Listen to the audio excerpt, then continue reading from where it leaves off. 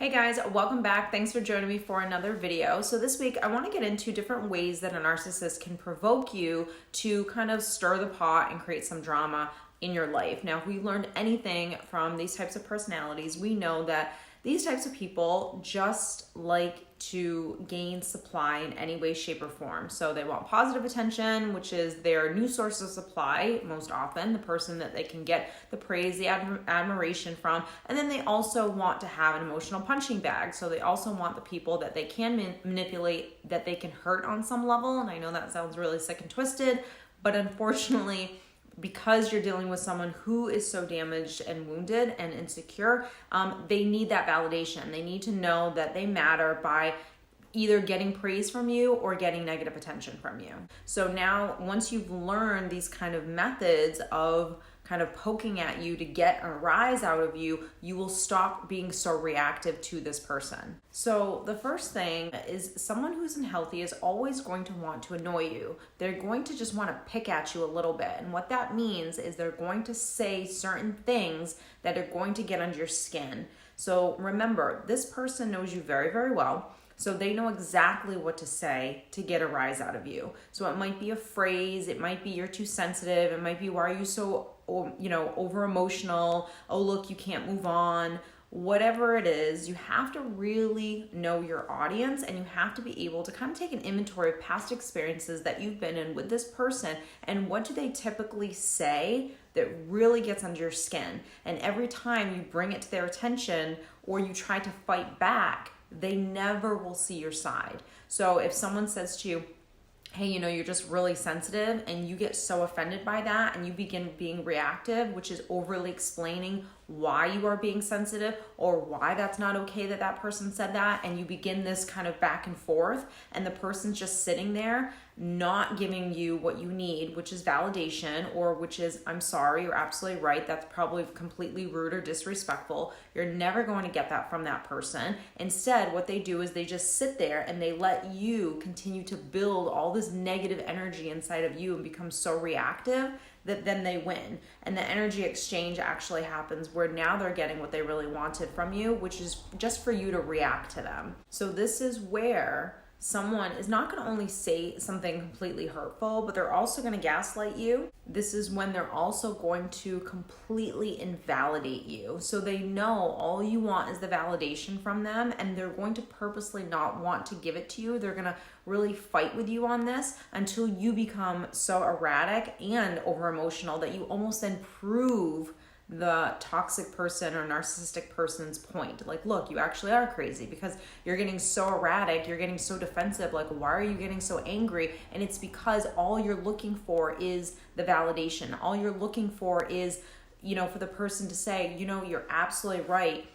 I see this so often with people that have to co-parent with someone who's really difficult, or not even just co-parent, someone that has come to the table, a healthy adult, and says, look, what you did and what you said, it really hurt, it really bothered me. And when someone doesn't see your side and give you what it is that you feel like you deserve and what you want out of that person, which is validation, which is an apology, which is something that shows me that you're a normal human being with empathy and feelings, because you're never going to get that from that person. It's like you're constantly doing this with them. You're fighting so hard for them to just be a human and give you that bit of empathy and compassion, and you're never going to get it. The more you can work on accepting who a person is and that this person's not capable and you're never going to get the things that you actually want from this person, then the more you don't become reactive to everything that they do and say that's so incredibly hurtful. You begin to learn how to do things like self-soothe, like learn how to parent yourself through these situations, like learning how to monitor yourself when you are with this person. And unfortunately, that means walking on eggshells, but sometimes that's what you have to do when you have to deal with a certain type of a person, whether it is co-parenting or seeing someone at a family function. I see this often a lot of times with children or adults having to deal with their parents, where you can't just say, okay, I'm never going to see you again, and you have to talk to them on some levels. This is all about you and monitoring yourself, and this is not about trying to change the other person.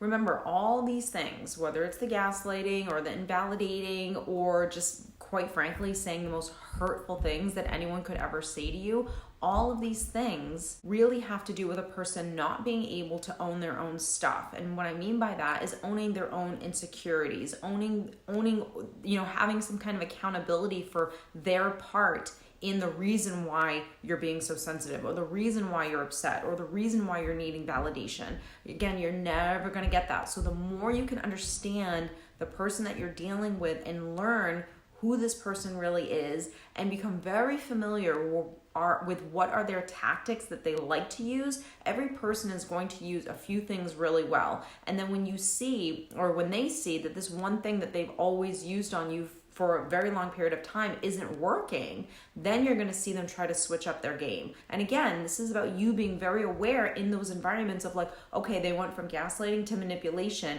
and now they're getting really angry and nasty because I'm really just not even being reactive to them. You'll start to see these patterns, and you'll start to see this person really break down. And eventually, over a period of time of you being consistent with not being reactive and knowing these things, the person will start to just leave you alone. Remember, everything that this person is trying to do, all of these different tactics and ways to kind of pick at you to cause this drama, this is their way of feeling in control. This is their way of hopefully chipping away at your self-esteem and your ability to have control over your own emotions as well. It could also be, chipping away at your self-esteem and making you feel weak and just quite frankly exhausting you to the point where maybe you get to a point where you don't even want to fight this fight anymore, and you just kind of start giving up and just take whatever this person is doing and not standing up for yourself, not being a healthy adult. So here's the thing, no matter what this person tries to do, how do you actually handle yourself? How you handle yourself is every time you see their, choice of drink, what they like to do, manipulation, gaslighting, whatever it is, just being verbally abusive, quite frankly, just name calling, whatever. All you have to do is be aware of the behavior, and you stop yourself right then and there, and you disengage, which is, when you do this, I don't appreciate it, and now we're not having this discussion anymore, and I'll talk to you when you're at a place where we can't actually have an adult conversation, even though in the back of your mind, you might know that that's probably never gonna happen. Now, depending on the person, you may not be able to even go there. Sometimes you just have to stop everything in its tracks and almost like make an excuse for why you have to disengage.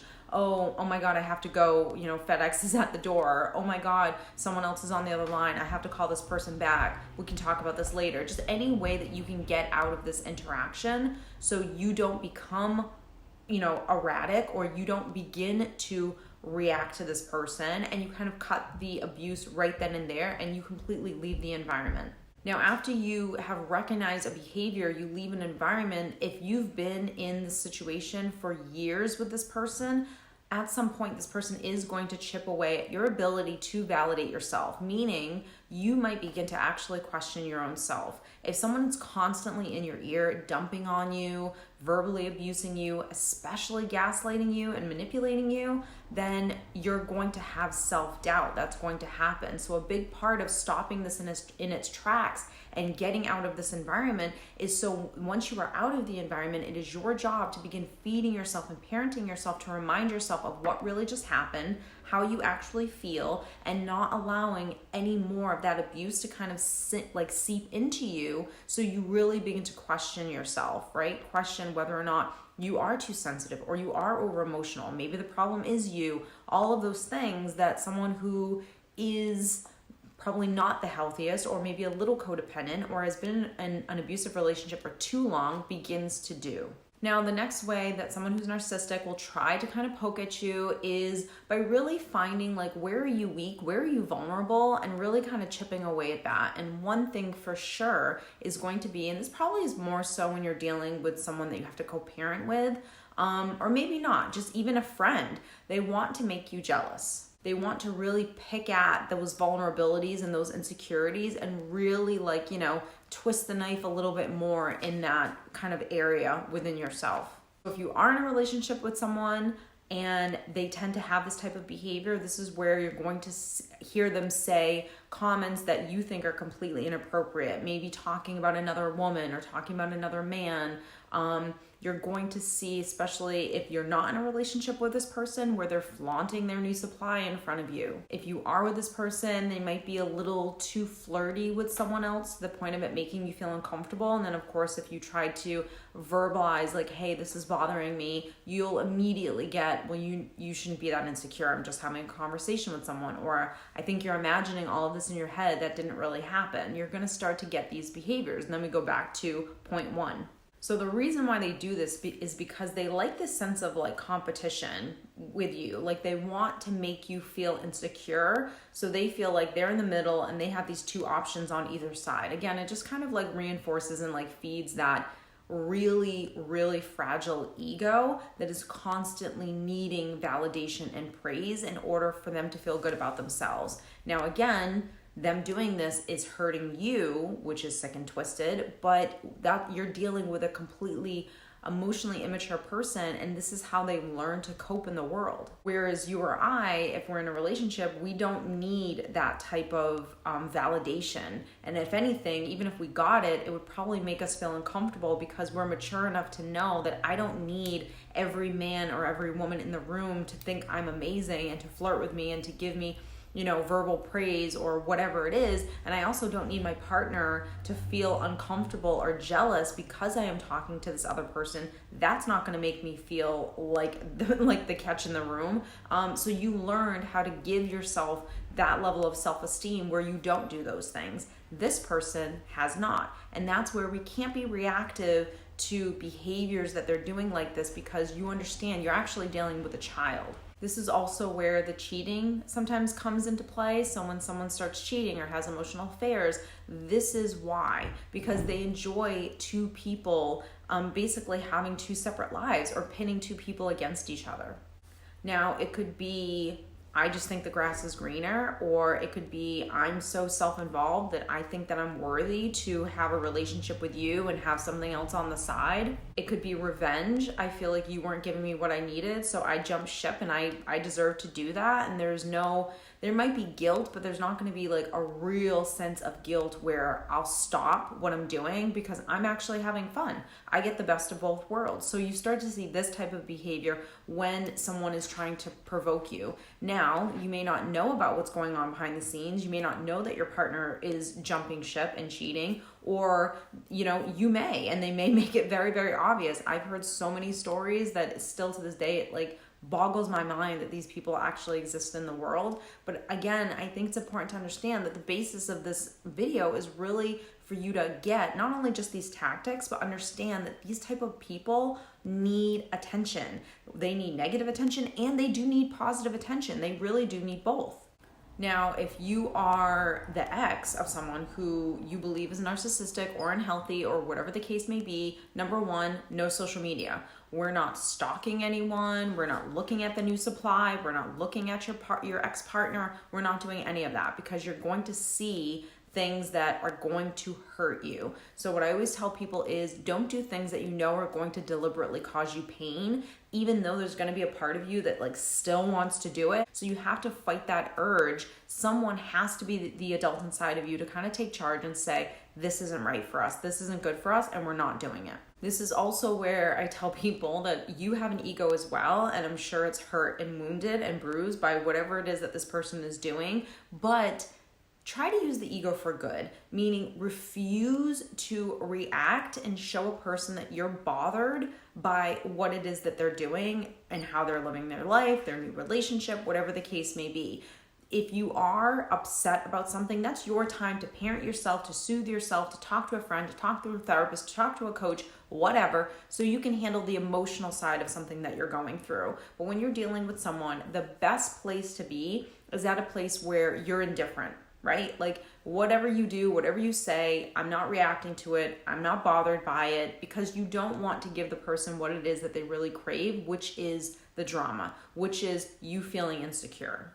Now, the last thing that someone will do to really try to provoke some drama is really so incredibly abusive and rude. I mean, all of these are absolutely ridiculous, and it's like even crazy to think that this is what people actually do and how they live their lives, but this is something that is really damaging. I mean, they're all damaging, but it's the silent treatment and it's the stonewalling. This is where someone completely shuts down. The minute you bring something to the table, they're not talking about it. They're completely dismissive, and it really extremely invalidates you and what you're going through and how you feel. Now, this is going to be even more hurtful when perhaps someone, maybe it's an ex-partner, has done something to you that is so hurtful, and you come to the table with, hey, this bothered me, I can't believe you did that to me, and there's just no remorse. There's no talking about it. There's no apology. There's no empathy, which you're never going to get.